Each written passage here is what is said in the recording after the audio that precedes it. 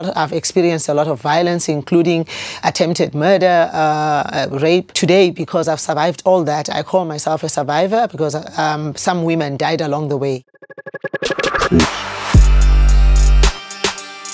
I am from South Africa, a survivor of the system of prostitution and also a survivor leader movement in South Africa. I have started the first ever of its kind of movement in Africa, and it's called qu'elle. It's a Nguni word for that means enough, and we have a presence in 7 provinces out of the 9 provinces of South Africa, and a membership of about plus minus 700 women that are some currently or in prostitution, some currently in the process of exiting, and some who have exited successfully. I personally have experience of being prostituted in South Africa for about 9 years. During my 9 years in prostitution, not once have I heard a woman who said they grew up wanting to be in prostitution. All women that I had during my 9 years that I worked with in the streets continued to say that they wanted to exit prostitution. They wanted decent jobs, proper jobs. So by the time I came across many organizations in South Africa that does advocacy for law reform in relation to prostitution, my first point of exit from prostitution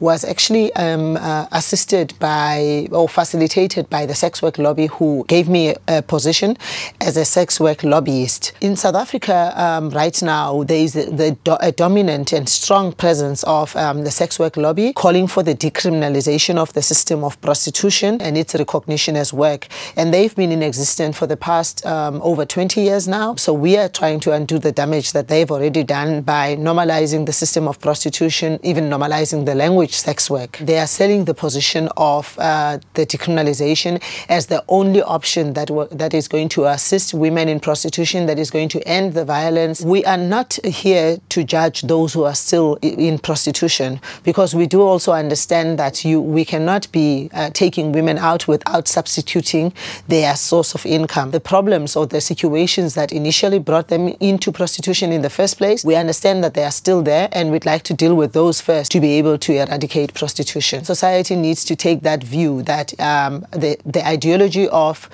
promoting prostitution as work has nothing to do with the rights of women, but it is all about men's access to women's bodies to commodify and objectify for their own sexual gratification.